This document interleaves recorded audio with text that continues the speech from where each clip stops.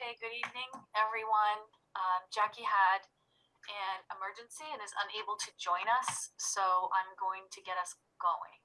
It is cord. Recording in progress. Okay, it is 5:31, and I'm going to bring the Easton School Planning Committee meeting to order. In keeping with an act relative to extending certain COVID-19 measures adopted during the state of emergency as amended by Governor Baker on February 12, 2022, this meeting will be conducted remotely over Zoom. Attendance by board members will be remote, and remote attendance shall count toward quorum. This meeting is being broadcast live and recorded on ECAT. So in bringing the meeting to order, I just want to do a quick roll call to make sure I have everybody who is present, if you don't mind. Tim Vermosi. Timothy Vermosi, present. Billy Soberai. Here. Dottie Fulgenetti. Here. Ann Weintraub. Here. Sam Cedarbaum. Here. Caroline O'Neill. Here. Jane Martin. Connor Reed. Here. Patrick Helen. Okay, and Cabral is here. Did I miss anyone? Okay, thank you. So I will now ask about the minutes on May 18th, 2022. Are there any questions? Is there a motion to accept? So moved, Fulgenetti. Okay, any questions or discussion? And a second? O'Neill, second. Okay, Dottie and Caroline, thank you. And I'll do a quick roll call to accept them. Vermosi. Timothy Vermosi, yes. Soberai. Abstain. Fulgenetti. Yes. Weintraub. Yes. Cedarbaum. Yes. O'Neill. Yes. Reed. Yes. And Cabral, yes. And next is the construction progress update. And for that, I will turn it over to Walter Hartley. Thank you, Dr. Cabral. You guys can see my screen, right? Yes, we can. All right, thank you. All right, so we'll run through some pictures. On the left, you'll see the retaining wall, which is retaining wall 4. This is the retaining wall at the westerly side of the pre-K playground and along the new roadway that's going to connect Lothrop and Columbus. On the right side, you'll see sidewalk prep. So that's on the south side of the building facing Lothrop Street. So that is going to get poured very shortly here in the next couple of days. On the left side, you'll see the gym. It's been prepped for painting. The drywall's in, the windows are in. What you don't see here is the basketball hoops. Some more recent pictures would show the basketball hoops that are being installed currently and other gym equipment material like the divider curtain. On the right side, you'll see the door to the cab of elevator 2. And obviously elevator 1 is at the same status. They're working on both elevators at the same time. On the left side, you can see the walk-in freezer and cooler. The further one, I believe, is the freezer. The closer is the cooler or refrigerator. You can see the FRP panels that are all up throughout the kitchen for easy cleaning. You can see the water lines prepped for all the different equipment that's going to be going in the kitchen. Epoxy floor is not done in the kitchen yet. You can still see the concrete, but that'll be coming soon here. On the right side, you'll see one of the first data racks that's been installed at one of the IDF closets.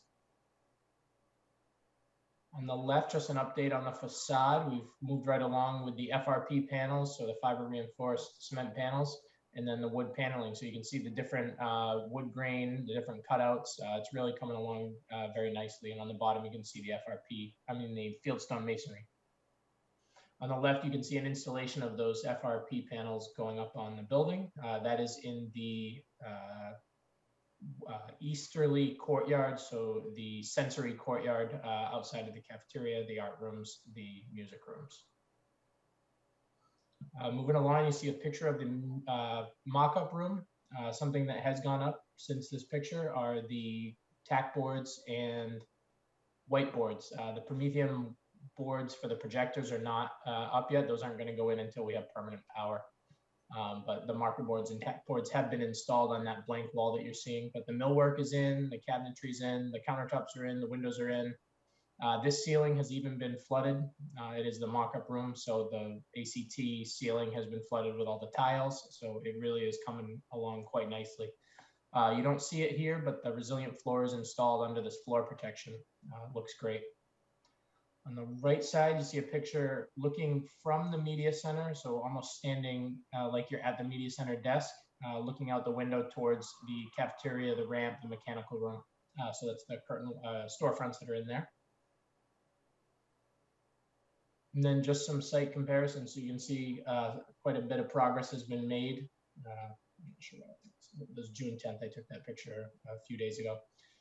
But you can see the green girt has been installed, the insulation's been installed, the roofing material is complete, and they're moving right along. This is probably the least furthest point along on the facade. It's probably it's part of their sequencing. They're working their way around the building over to this point.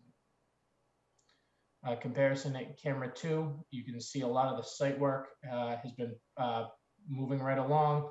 The canopies are moving right along. The facade's moving along. The FRP panels are going up. Electrical's getting roughed in. The boxes for speakers and lights and are all getting roughed in as well. And then moving right along on camera 3, you can see a little bit of site work starting in comparison to the picture from earlier this month or during our last meeting. And you can see in the background, a lot of work's been happening up on that canopy. That roof is nearly complete at this point and tied in. And that's right above the vestibule. So if anyone's been over to the school, you've seen a little bit of water at the front entry vestibule. That'll likely be complete by the end of the week and tied in. But moving right along with great construction progress. And I'll jump right, you know what, I'll wait if anyone has any questions on construction progress, happy to take any. But I have some more updates. All right, we'll move right along. So the diesel oil heating spill remediation update. In these two pictures, you can see what the site looks like right now and what's been going on. So it's been protected. They've excavated about 4 to 5 feet down. They've removed the canopy piers that were there that needed to get out of the way for any excavation to continue. That's all been following the DEP regulations and guidelines, the plans that were put in place and filed with DEP. Since that time, Brate Builders has been working on with the insurance company, with Construct Oil, to obtain an engineer, a structural engineer, to review the drawings and to come up with a plan for excavation around the building and to the point of undermining the building and what they can do to make sure that it'll be safe. They have come up with their own plan from a structural engineer. It has been reviewed for record. It is back with Brate Builders at this point, and they are going to begin excavation for test pits. So they're not removing the soil in bulk at this point in time. What the insurance company has requested or required them to do is to dig test pits to see how far down the oil has leached in the ground, and so that they know the extent of the excavation that's going to need to take place. The plan that we are aware of at this point in time is for Brate to dig a 1-foot trench in certain locations, and I believe it's 4 of them. Dan, you please correct me if I'm wrong, but I believe it's 4 1-foot trenches, and they're going to test as they head down to make sure that the levels, when they hit the bottom of those areas, that the levels are back down to what they naturally are occurring in the soil. So to make sure that the oil's removed. From that point, a new plan, depending on the depth of those excavation test pits, they will be coming up with a new plan for excavation and support of excavation, so SOE you hear anyone referencing SOE, that's supportive excavation, to make sure that the building is staying in place as they're doing this remediation activity. So we have the plan for the test pits and how that'll be backfilled as flowable fill. And then once the plan is, once the depth is determined, the plan will be then put through the same engineer, through Construct Oil, Brate Builders, their insurance, and the work will continue to take place. Brate is estimating right now an 8 to 10 week time frame from this point in time to complete these activities.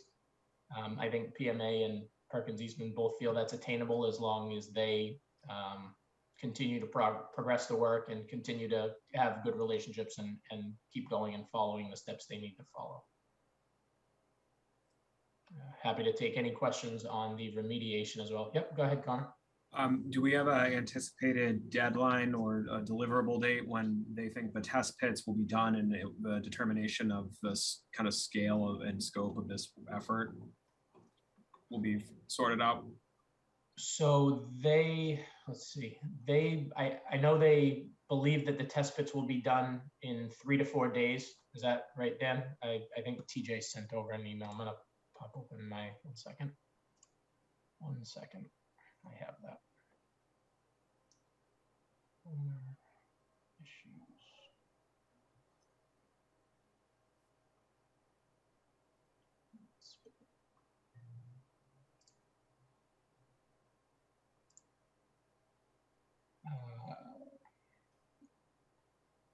Mobilize for test pits and dig test pits, Connor, they believe is going to take them one week, so 5 working days. It is going to be about a week for results. And then depending on those lab results, they feel about 2 weeks to develop the full plan for remediation. And then following that, they believe about 2 weeks of remediation work and, I'm sorry, 2 weeks for remediation plan submission review, and then 2 weeks for remediation work. So 8 weeks total, is that right? Yep. So 8 to 10 weeks total, I believe, is what Brate has been telling us. They did have it outlined for us. It's very, very high level. Obviously, right now, depending on the depth that they need to excavate to, that is really going to be the determining factor for them. Thank you. And what is PMA's perspective on how that lines up with the construction schedule overall? And are you concerned that it will interfere with the current progress? So 8 to 10 weeks takes us to the middle of August, I believe. So the 6th of July is the 4th. It's 4 weeks. 8 weeks takes us to the 27th. And then 10 weeks would bring us into the first 2 weeks in August. Really, the only thing that is going to be limiting them in that area would be facade and whatever they need to do for remediation. At this point, I don't feel that this is going to affect their schedule for the 10/14 date. This area will be behind likely on their August date that they're tracking for, but it's typical for the site work to be behind quite a bit from the building's substantial completion, or at least, portions of it. In the courtyard, there's plenty of activities they can do and stay away from here. And in reality, if they're done excavating or if they're not excavating, they really could be putting the facade up in this area with extended boom lifts. I would anticipate that they may jump around this area and progress the work in other areas. And then if they have time, jump back or if it's available. But they've been resequencing work pretty steadily to avoid the area and get other areas done. I don't think at this point, and Dan, feel free if Perkins feels differently. I don't think PMA sees any issue with the 8 to 10 weeks that would hinder them from hitting the October 14th contractual substantial completion deadline. No, not as long as they, as everything continues along and doesn't have any more snags. Right. Yep. So this is my last question. Sorry. It's all right. And then, so that 8 weeks, is that, I assume there is some sort of closeout period with DEP once the remediation work is done for some kind of post-remediation testing to confirm that everything's good to go, right? I think before they backfill, that takes place. Before they Okay. would backfill and put Yes. flowable fill in and finish that, they would, before they close it up, they would close out with DEP before backfill. Yep. Thank you. Yep. Just a quick question on the funding for all that. Is that coming from our contingency for now and then we'll be reimbursed through insurance, or is This is all through their This is insurance. all through their insurance. all through their insurance? So none of that's hitting our contingency costs to That's remediate. correct. None of Just it. wanted to clarify that for Yep. everybody. Absolutely. Mhm. All right. I'll jump on. So cash flow and schedule update.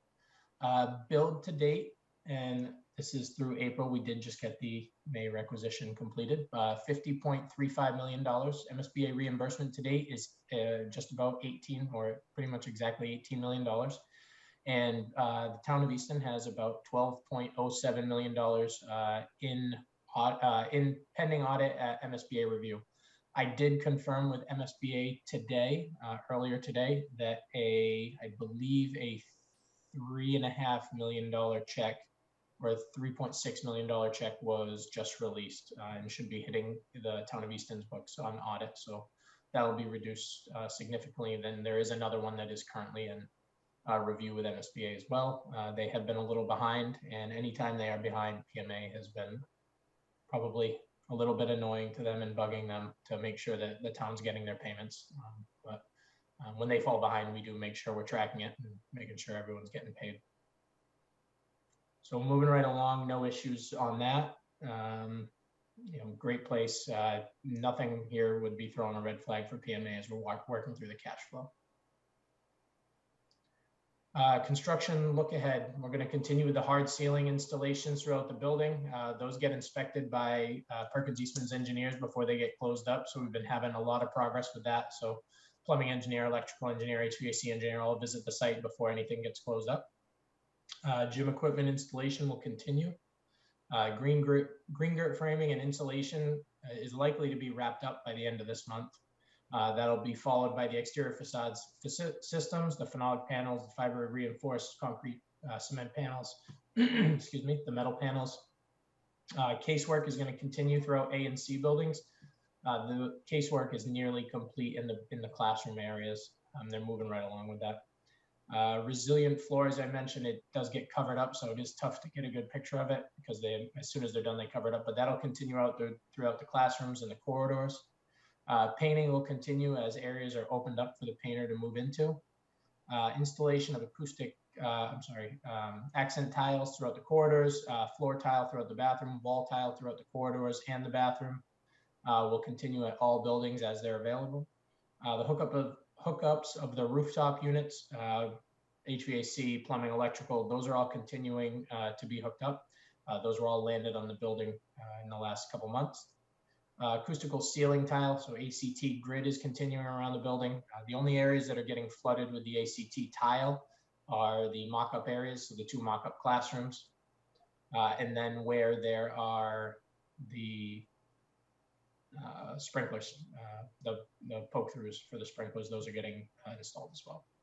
The site work contractor is going to remobilize and really get things going. He had a little bit of a break in the last couple of days or last week or so. But those sidewalk preps, the granite curbing, he's really going to get as much as he can done within the phase 1 limits.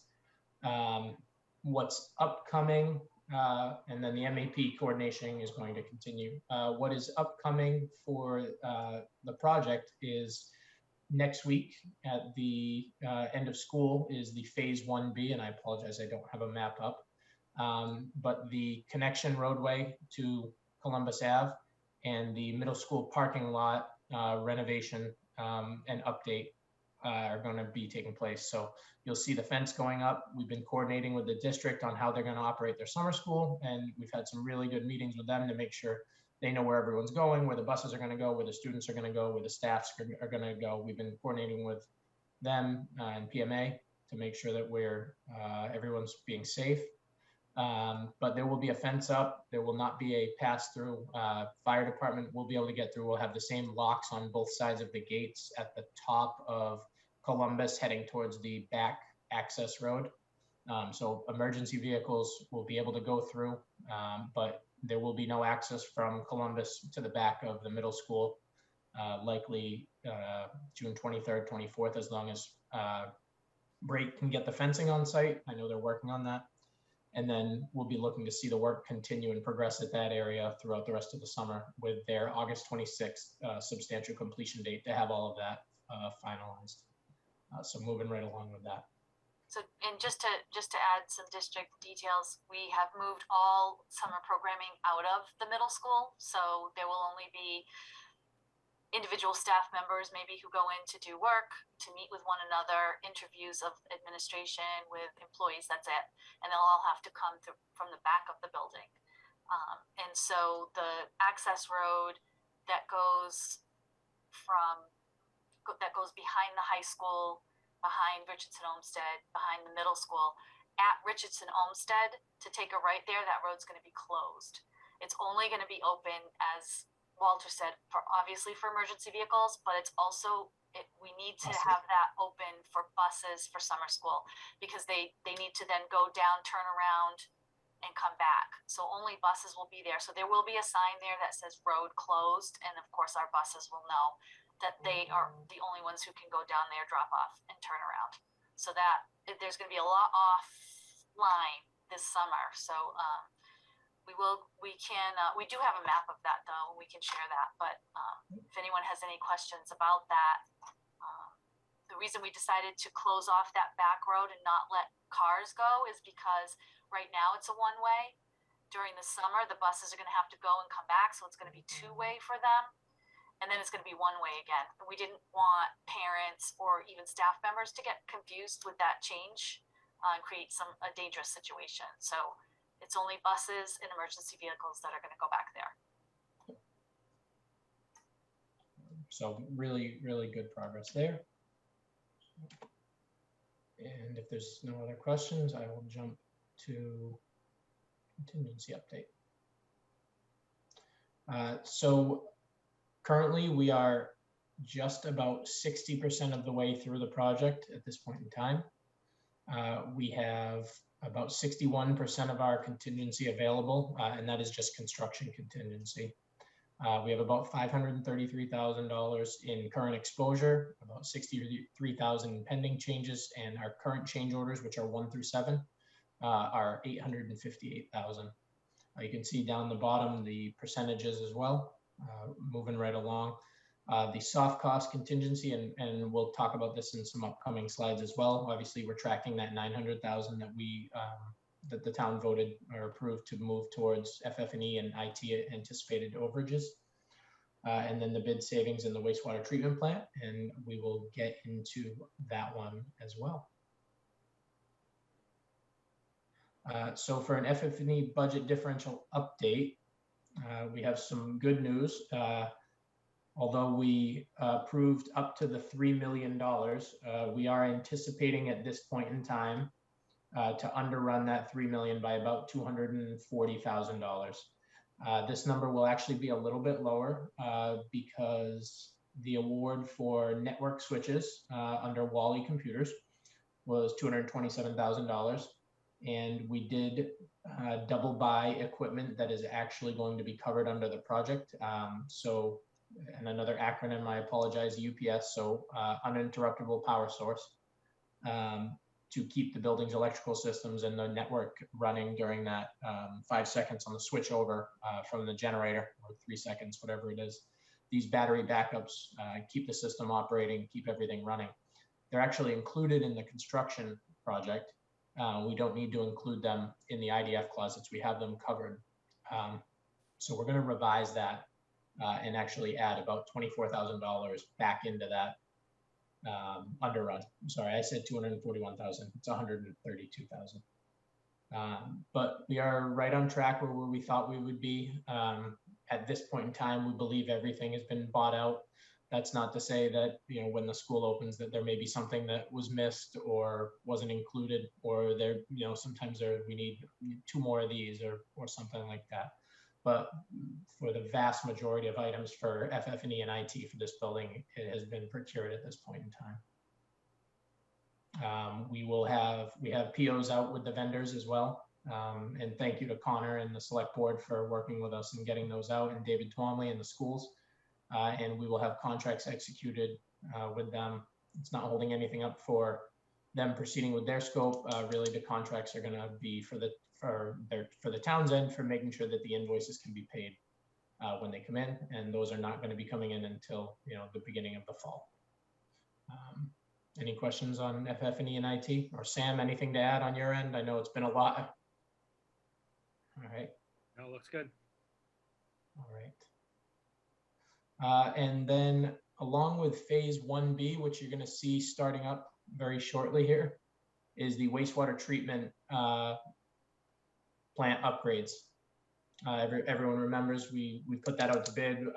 Bids came back. We have that $1.49 million. So for the last month or so, PMA and the Paul J. Rogan Company and Stantec and Perkins Eastman have been holding weekly construction update meetings Wednesdays at 8:30. Currently, the only work that has taken place was 2 test pits, and wanted to make sure we thanked, gosh, I'm going to forget her name. Is it Colleen, the principal at OA? Kelly. Kelly, sorry. For working with us, and the Rogan Company did a great job keeping everyone safe. So this was a test pit, one over near the tennis courts and then one up near the storage container. They found the depth of water, that this was part of one of their submittals that they needed to get in. They needed to do the test pit, so those were completed. On next week, on 6/23, you'll see the site fence delivered. You'll see rodent control going up. You'll see erosion control going up. We've been in contact with Concom from the town. Rogan has no issues with anything they've required. All good on that end. And their date for substantial completion, I believe, is 8/26 as well. They do have some long lead items, but they're finding ways to work around them. They've been really helpful throughout the process so far. Dan, anything to add on your end for the Rogan Company wastewater? No, we're just looking forward to getting started. Yeah. I think they're ordering materials, and they're trying to figure out the potential lead time issues. They're being a little proactive about that. Yeah. They've uncovered a few of them, trying to find ways around it because they don't have a lot of time. Yep. They've only got really this summer to kind of get this wrapped up. Yep. So, fingers crossed. Yep. And happy to take any questions on wastewater treatment plant if anyone has one. The only thing I will add to this is that on top of this, we are, Perkins Eastman and PMA are working with the electrical subcontractor for the school project specifically, and then the HVAC subcontractor to include some electrical upgrades that were requested that were not put into the drawings. They were requested after the fact, and then some HVAC upgrades for the building to really maintain that building's life and keep the air in there circulated and clean and what it needs to be as opposed to what it is now. So those are being priced, one through the HVAC subcontractor, and then the other scope, which is electrical upgrades, is going to be completed through T&M. So time and materials, PMA will track that on site. And really this just avoids having to go out for bid, or we were really running out of time. So we figured this was the best case, and we've been tracking that value against. So some of that value is tracked against the contingency update that we talked about earlier. Yeah, we wanted to keep the wastewater treatment plant project a wastewater treatment plant project. Yep. And not have lots of other little pieces involved. Right. Our hope originally was that we would have gotten one of the 3 or 4 contractors in the state that goes around doing wastewater treatment plants. That was who we were tailoring to, but that's not how it ended up. So we ended up with a general contractor who's a very good one. So it's not a bad thing, but there was a method to why, and we always felt that the HVAC component should be separate, like we're doing it. Yep. On the right here, you just see a picture of the test pit that was dug. I believe that's about 12.5 feet down. So it was quite a ways down before they hit water. But that project is moving right along, just like the construction project. So that is really everything PMA had for the group. Next meeting, I believe we have scheduled for July 20th and then August 17th. PMA does not have any new business for the committee, Perkins Eastman. And I will turn it back over to Alicia don't. if anyone from the town has any new business. No one? I will just note that per our minutes that we approved earlier in the meeting, we did discuss, or we were going to discuss at this meeting when more people were present, how we wanted to conduct our meetings going forward. July 20th is the next meeting, so I am looking for input on whether the members would prefer to have that in person at Richardson Olmsted or continue the online version that we've been doing.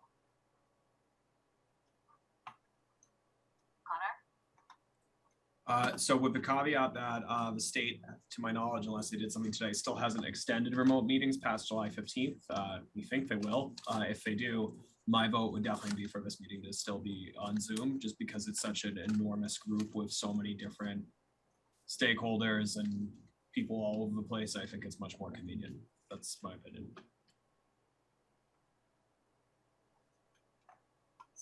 So I think that was well stated. Does anyone have a contrary opinion to that? I think having it on Zoom, you know, one of the things I think about being chair of the select board is when we have people come into, we're going to try to be doing a hybrid. When we have people coming in, like say Walter has to come and talk to us about a change order, I don't want him having to drive from far away to come in to sit in the meeting for a 10-minute presentation. So to be respectful of the people that do have to travel distances to get here, I think that that remote works best. But I'd love to, at some point before the end of the summer, maybe one of the meetings or at some point, if we could get together to go on site and take a look at it, you know, and just kind of maybe gather together just to really see, you know, firsthand what's happening, if people thought that was a good idea. That's a very good idea. I think it's a great idea. We see it a lot, so we sometimes forget. We'd be happy to do that. So we could bring pizza or an ice cream or something fun like that. okay, Naughty, I like your thinking. Do we want that to be the meeting on the 20th, or do we want to wait until after that time? Do you want to see more progress in the building? We're definitely at the point where you can see. There's a lot of progress. Yeah, you can see things. It's yeah, not like. I would say one, please base your decision on whatever you like, but if it's July 20th, you're going to see much less progress on the phase 1B. August, later at the end of August, you'll very likely to see a lot more progress completed on the site work on phase 1B. You mean the parking lot, right? Yes. Yeah, I think So, I'm wondering. I'm guessing that everyone's more interested in the building. Yep, I agree. I just wanted to make everyone aware of that. It will be, well, it won't be as dirty. Right. In August, if anyone cares about that, just as long as you dress appropriately, either one's fine. I think we're happy to do either. We don't, as Connor did note, however, we don't know yet if it's being extended. Yes, we presume it's going to. I don't know. Do you know, Connor, when a determination is going to be made on that? I mean, we're kind of at the 11th hour. With history, yeah, that's very charitable of you. I would say 13th, but it's hopefully not after July 15th, which is what happened last summer. Dottie, I think you were talking about this. I think it's included in the current fiscal 23 budget proposal. So, but the state doesn't always adopt a budget before the new fiscal year starts. So they're probably not going to be wrapping up till the end of July, but my money's on July 16th. So let's have a bet, Connor. You say the 3 days before, I say the day after. So if it's after, I mean, please correct me on this or help me understand this. If they extend it on the 20th, that means between the 15th and the 20th, we have to be in person. Is that correct? The last time they retroactively made it so you didn't violate open meeting law, but obviously we don't we can't take that for granted. So I think it might not be a bad idea to make July 20th the site visit, given that there's I a was gonna Yeah, suggest that. then you're Not covered correct. anyway, right? Just for that reason, I'd hate to tell people on the 19th, you know, we haven't heard anything, so you've Right. got to now regroup and make plans to be here. Maybe we can get two things out at once. And if we find out, then perhaps August could be in Zoom again, if that were the desire of the group. So in person with a site tour. Is that possible on your end, Walter? Yep. Again, I think we understand the reasons for it, so I don't know if people have to contribute to that. You certainly can if you want to. But does anybody have contrary views and want us to consider not doing it that way? And that way, again, would be meeting on site July 20th, and then we would meet in the RO parking lot, do a tour of the building, and then go to the professional development room where we used to meet in person in Richardson Olmsted and hold the meeting July 20th. At that point, either then or I would certainly hope before the August meeting, we would know definitively whether virtual meetings were an option. Does anyone want to speak in opposition to that? Or have us discuss that further? I'm just scrolling through in case someone's motioning and I don't see you. Okay. So, so I think what I'm hearing is July 20th will be the site visit, and then we'll meet in RO, and then we'll determine the August meeting when we're there. Sounds Okay, good. great. Just, I know we've said this before, but please make sure you wear boots or old sneakers, and Long pants. long pants, anything, it might be hot, but long pants is anything that you don't mind, in worst case scenario, tossing, honestly, depending if it's rainy or what have you. And we will make sure that you have helmets and vests, high-vis vests when you get there. And we do meet at the back of the parking lot at Richardson Olmsted where the clothing collection bin is, and so we can all meet there at our regular meeting time, 5:30. Yep. And then we'll walk over, Walter will take us around the building, and then we can just walk into Richardson Olmsted for the rest of the meeting.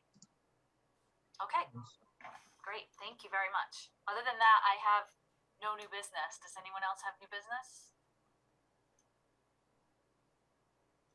Alicia, I'd just like to make a comment. You know, I really want to just go on record as saying how much I and the board appreciate the extra efforts. You know, I'm reading stories in the paper about all these challenges that other schools are having in the building process. And, you know, PMA has kept us up to date with everything that's happened, every twist and turn. And you've been doing really a great job at containing costs, anticipating areas where there could be challenges in the future. And I really am grateful to be able to have you, that we can really count on you. And I feel very confident that you are doing an amazing job and keeping this on track. So just wanted to officially say that. Awesome. Thank you very much. Absolutely, Dottie, we agree, 100%. Okay, then is there a motion to adjourn? So moved. Okay, Dottie, is there a second? Second, Connor. Connor? Okay, roll call vote. Famosi, Timothy Mosi, yes? Soberai. Oh, was someone going to say something? Okay, sorry. Soberai, Yes. Fulgenetti, Yes. Weintraub, Yes. Cedarbaum, Yes. O'Neill, Yes. Reed, That's and Cabral, yes. Okay, thank you, everyone. Have a Thank great you. night. We'll Thank see you on the 15th. Excuse me, the 20th. We'll see you on the 20th. Bye. Bye.